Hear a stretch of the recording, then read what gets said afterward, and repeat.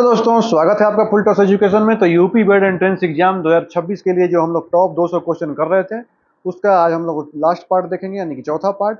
इसमें हम लोग 151 से 200 क्वेश्चन देखने वाले हैं। इसमें ऐसे क्वेश्चन हैं जो कुछ PYQ हैं, कुछ टॉप एक्सपेक्टेड हैं, जो बार बार रिपीट हो रहे हैं। तो चलिए देर न करते हुए वीडियो शुरू करते हैं। पहला क्वेश्चन स्क्रीन पर देख रहे हैं। एक्स किरणें की वेधन क्षमता को बढ़ाने के लिए किसका प्रयोग किया जाता है? तो एक्स किरणों की जो पेनिट्रेटिंग पावर होती है उसको बढ़ाने के लिए कैथोड और एनोड के बीच का जो वोल्टेज होता है उसको हम लोग बढ़ा देते हैं। इससे होता क्या है कि विभवांतर को बढ़ाने पर इलेक्ट्रॉन की गति क्या होती है? बढ़ जाती है। इससे उत्पन्न होने वाले एक्सरे की आवृत्ति और वेधन क्षमता दोनों बढ़ जाती है। ठीक है, अब ध्यान रखेंगे, एक्सरेज की आवृत्ति और वेधन क्षमता ये दोनों बढ़ जाती है।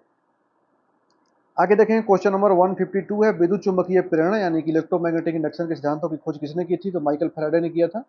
ठीक है, फैराडे के इसी सिद्धांत पर आज के आधुनिक जो डायनेमो होते हैं, ट्रांसफार्मर ये कार्य करते हैं, जो आंतरिक ऊर्जा को विद्युत ऊर्जा में बदल देते हैं। ठीक है, तो अगर ये भी पूछ देगा अगली बार कि विद्युत चुंबकीय प्रेरण में यांत्रिक ऊर्जा को किसमें बदला जाता है, तो विद्युत ऊर्जा में बदला जाता है। इलेक्ट्रोमैग्नेटिक इंडक्शन, इसको आप ध्यान रखेंगे। नेक्स्ट है 153, सिरके में पाए जाने वाले एसिटिक अम्ल का IUPAC नाम क्या है? तो सिरके में जो पाया जाने वाला जो एसिटिक अम्ल होता है उसको बोलते हैं एथेनोइक एसिड, यानी कि CH3COOH इसका रासायनिक फार्मूला होता है। ठीक है, इसमें 2 कार्बन परमाणु होने के कारण इसको एथेनोइक बोला जाता है। नेक्स्ट क्वेश्चन है, मनुष्य के शरीर में यूरिया का निर्माण मुख्य रूप से कहाँ होता है? तो निर्माण जो होता है वो यकृत में होता है। यकृत अमोनिया जैसी विषैली गैस को क्या करती है कि और इन चक्र के द्वारा जो कम विषैले पदार्थ वाले यानी यूरिया में बदल देती है, जिसके बाद किडनी छानकर इसको बाहर निकाल देती है मूत्र के रूप में। आगे हम लोग देखते हैं क्वेश्चन नंबर 155 है, ध्वनि का तरत्व मुख्य रूप से किस पर निर्भर करता है? तो ध्वनि का तरत्व यानी पिच जो है वो फ्रीक्वेंसी पर निर्भर करता है। अधिक आवृत्ति होने पर ध्वनि पतली या तीक्ष्ण होती है, जैसे बच्चे महिलाओं की जो आवाज़ होती है, जबकि कम आवृत्ति वाले पर ध्वनि मोटी होती है। तो कन्फ्यूजन नहीं होना है, अगर फ्रीक्वेंसी ज़्यादा है तो समझ लीजिए कि ध्वनि क्या होगी? पतली होगी। जैसे महिलाओं की, बच्चों की। अगर ध्वनि कम मतलब फ्रीक्वेंसी कम है तो क्या होगी? आवाज़ जो क्या होगी वो मोटी होगी, जैसे आदमी की आवाज़। क्वेश्चन नंबर 156 है, गन मेटल किन धातुओं की बनी होती है? तो गन मेटल जो है कॉपर, जस्ता और टीन, इसको ध्यान रखेंगे। अब इसमें ध्यान देखेंगे तो 80% से लेकर 88% तक तांबा होता है, इसमें 10% टीन होता है और 2% जस्ता होता है। ठीक है, और इसका उपयोग पूछेगा तो गियर में, बियरिंग में और बंदूक के पुर्जे बनाने में किया जाता है। नेक्स्ट है, प्रकाश के किस रंग का वेवलेंथ सबसे कम और स्कैटरिंग सबसे ज्यादा होता है? यानी कि तरंग दैर्घ्य सबसे कम और प्रकीर्णन सबसे अधिक होता है। तो बैगनी होता है तो उसका जो वेवलेंथ होता है वो बहुत कम होता है। इस वजह से क्या होता है? फैलाव बहुत ज़्यादा होता है। अगर वेवलेंथ ज़्यादा होगा तो फैलाव क्या होगा? कम होगा। ऐसे अगर आप देख लीजिए कि रेड कलर है, रेड कलर का वेवलेंथ सबसे अधिक होता है, तो फैलाव क्या होता है? कम होता है। आप देखे होंगे गाड़ियों में जो रेड कलर लगाया जाता है इसीलिए, ताकि दूर तक से इसका वेवलेंथ दूर तक जाए। प्रकाश आप देखे होंगे बहुत दूर तक से रेड का जाता है, स्कैटरिंग नहीं होती है। वहीं वायलेट में देखेंगे तो फैल जाता है। आगे देखेंगे क्वेश्चन नंबर 158 है, इंसुलिन की खोज के लिए किसे नोबेल पुरस्कार मिला, से सम्मानित किया गया था इंसुलिन की खोज के लिए? तो अब ध्यान होंगे बैटिंग और बेस्ट को। फ्रेडरिक बैटिंग और चार्ल्स बेट जो 1921 में इंसुलिन को अलग अलग सफलता पाई थी खोज करके, और जिससे मधुमेह का इलाज भी होता है, आपको पता होना चाहिए। क्वेश्चन नंबर 159 है, वायुमंडल की आर्द्रता यानी ह्यूमिडिटी मापने किस यंत्र का प्रयोग किया जाता है? तो हाइग्रोमीटर का प्रयोग किया जाता है। ठीक है, हाइग्रोमीटर हवा में मौजूद जल वाष्प की मात्रा को मापता है। यह भी ध्यान रहे कि द्रवों का जो विशिष्ट घनत्व होता है मापने के लिए हाइड्रोमीटर का उपयोग किया जाता है। तो हाइग्रो और हाइड्रो में कंफ्यूज नहीं होना है। क्वेश्चन नंबर 160 है, खाने के नमक यानी NaCl की आयोडीन युक्त बनाने के लिए क्या मिलाया जाता है? तो आप ध्यान रखेंगे पोटेशियम आयोडेट और पोटेशियम आयोडाइड, ये दोनों मिलाया जाता है। दोनों में से कोई मिला के खाने के रूप में मिलाया जाता है। इससे होता क्या है कि थायराइड ग्रंथि को सुचारू रूप से चलाने और घेंगा रोग से बचाने के लिए बहुत कम मात्रा में इसको मिलाया जाता है। नेक्स्ट देखेंगे, परम शून्य तापमान यानी एब्सोल्यूट जीरो टेम्परेचर कितना होता है? तो -273 डिग्री सेल्सियस या फिर 0 डिग्री केल्विन। है किस विटामिन को हार्मोन भी कहा जाता है? तो विटामिन डी को हार्मोन भी कहा जाता है, क्योंकि विटामिन डी का निर्माण हमारे शरीर में स्वयं होता है और यह अन्य ग्रंथियों की तरह कैल्शियम के चयापचय में नियंत्रित करती है, इसलिए वैज्ञानिक इसे एक स्वयं हार्मोन भी मानते हैं। 163 है, रडार तकनीक में मुख्य रूप से किन तरंगों का उपयोग होता है? तो रेडियो वेव का या सूक्ष्म तरंगों का यूज होता है। क्वेश्चन नंबर 164 है, कोशिका के अंदर प्रोटीन का संश्लेषण कहाँ होता है? तो राइबोसोम में होता है, जिसको प्रोटीन की फैक्ट्री भी कहा जाता है।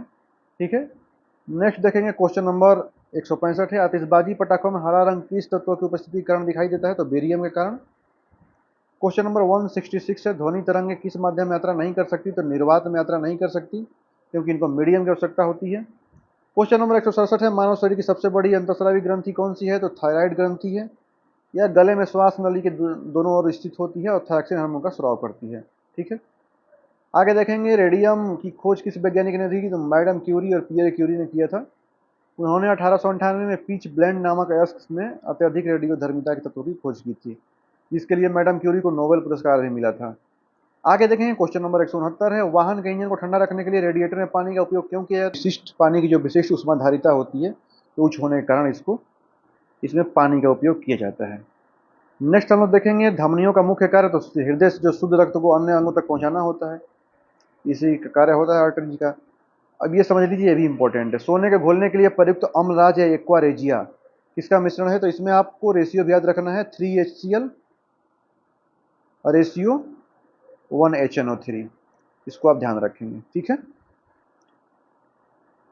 आगे देखते हैं 172, दूध का सफेद रंग किस प्रोटीन की उपस्थिति के कारण होता है? तो कैसीन प्रोटीन के कारण इसका रंग सफेद होता है। फ्यूज तार मुख्य रूप से क्या विशेषता होनी चाहिए? तो इसमें हाई रेजिस्टेंट और लो मेल्टिंग पॉइंट होना चाहिए। रक्त का थक्का न जमने वाला अनुवांशिक रोग कौन सा है? तो हीमोफीलिया है। ठीक है, इसको शाही बीमारी भी कहा जाता है, क्योंकि सबसे पहले ब्रिटिश के जो महारानी हुई थी इनको हुआ था, और इसे चोट लगने पर रक्त बहना बंद नहीं होता है। नेक्स्ट हम लोग देखते हैं डायनेमो का मुख्य कार्य क्या है? तो यांत्रिक ऊर्जा को विद्युत ऊर्जा में बदलना, इसको आप ध्यान रखेंगे, विद्युत चुम्बकीय प्रेरण पर काम करता है। सिगरेट लाइटर में मुख्य रूप से कौन सी गैस भरी जाती है? तो ध्यान रखेंगे ब्यूटेन, C4H10। मानव शरीर में इंसुलिन का मुख्य कार्य क्या होता है? तो रक्त शर्करा की मात्रा को नियंत्रित करना। ठीक है, आगे बढ़ते हैं, निकट दृष्टि दोष में प्रतिबिंब रेटिना पर कहाँ बनता है? तो ध्यान रखेंगे रेटिना के आगे, in front of the retina.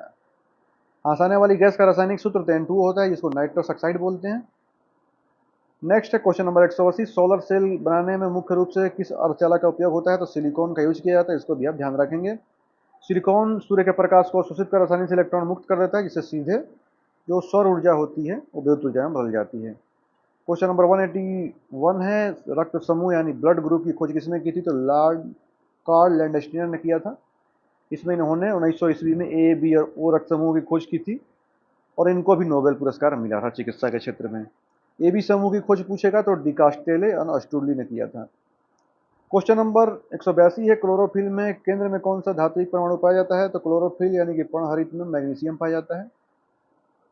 द्रव अवस्था में पाई जाने वाली एकमात्र अधातु कौन सी है? तो ब्रोमीन है, नॉन मेटल होती है। इंसुलिन हार्मोन मुख्य रूप से क्या है?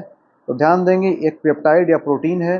इंसुलिन 51 अमीनो अम्ल को एक श्रृंखला में बना प्रोटीन हार्मोन है, इसलिए इसे सीधे मुंह के दवा के रूप में नहीं दिया जा सकता, क्योंकि पेट के एंजाइम इसे पचा देंगे। इसे इंजेक्शन के रूप में दिया जाता है। क्वेश्चन नंबर 185 है, दूध से क्रीम को अलग करने पर दूध के घनत्व पर क्या प्रभाव पड़ता है? तो दूध का जो डेंसिटी होता है वो बढ़ जाता है। 186 है, लार में मौजूद कौन सा एंजाइम स्टार्च को माल्टोज में बदल देता है? तो भी ध्यान रखेंगे, टायरिन एंजाइम है, उत्पन्न होती है, इसको आप ध्यान रखें। गोबर गैस या बायो गैस प्लांट के रूप में कौन सी ईंधन गैस प्राप्त होती है? तो मीथेन प्राप्त होती है, जैविक कचरे से अवयवीय अपघटन से बनती है। मनुष्य की आंख का कौन सा भाग दान किया जाता है? तो कॉर्निया दान किया जाता है। पेंसिल की नोक बनाने के लिए जो कौन सा प्रूफ यूज किया जाता है? तो जो कार्बन का प्रूफ होता है, ग्रेफाइट, इसको यूज करते हैं, बहुत मुलायमदार और चमकदार भी होता है। 192 है, हाइड्रोजन बम किस सिद्धांत नाभिकीय सिद्धांत पर आधारित है? अनियंत्रित नाभिकीय संलयन, अनकंट्रोल्ड न्यूक्लियर फिजन पे। और क्वेश्चन नंबर 193 है, श्वसन की किस प्रकार की रासायनिक अभिक्रिया है? तो ध्यान देंगे, एक्सोथर्मिक यानी ऊष्माक्षेपी ऑक्सीकरण प्रक्रिया है। 194 है, शुद्ध सोने की माप कितनी होती है? तो 24 कैरेट होती है, क्वेश्चन बहुत ईजी है। 195 है, मानव शरीर में रक्त के शुद्धिकरण का कौन सा अंग कार्य करता है? तो वृक्क यानी गुर्दा रक्त के शुद्धिकरण में काम करता है। पीतल किन दो धातुओं को मिलाकर बनाया जाता है? तो तांबा और जस्ता को। क्वेश्चन नंबर 197 है, रेबीज का टीका खोजने वाला वैज्ञानिक का नाम? तो लुईस पास्चर। और परमाणु के नाभिक में कौन से मूल कण पाए जाते हैं? तो प्रोटॉन और न्यूट्रॉन पाए जाते हैं। क्वेश्चन नंबर देखेंगे 199, समुद्र के पानी का नीला रंग क्यों दिखाई देता है? स्कैटरिंग ऑफ लाइट के कारण समुद्र के पानी का रंग नीला दिखाई देता है। क्वेश्चन नंबर 200 है, मानव शरीर की सबसे छोटी अंतःस्रावी ग्रंथि कौन सी है और कहाँ पाई जाती है? तो पीयूष ग्रंथि है, और ये मस्तिष्क में होती है। ठीक है, तो मिलते हैं नेक्स्ट वीडियो में। कैसा लगा ये वीडियो? अगर अच्छा लगा हो तो एक लाइक जरूर करिएगा।